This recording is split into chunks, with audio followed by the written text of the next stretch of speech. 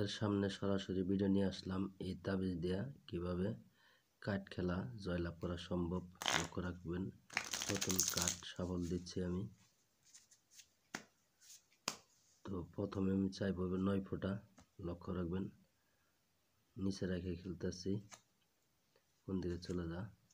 তো দাদা আসলে জুয়া খেলাটা ভালো না, খুব একটা খারাপ নেশা। যারা খেলা ছাড়তে পারেন না শুধু তাদের জন্য আমার এই ভিডিওটা। যারা খেলেন না তাদেরকে বলবো খেলার দরকার নাই। লক্ষ্য রাখেন 9 ফোঁটা কোন দিকে চলে যা,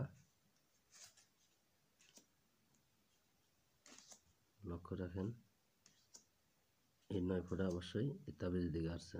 ভিউয়ার্স, অবশ্যই আমার এই ভিডিওটা ভালো লাগলে চ্যানেলটা অবশ্যই সাবস্ক্রাইব করবেন।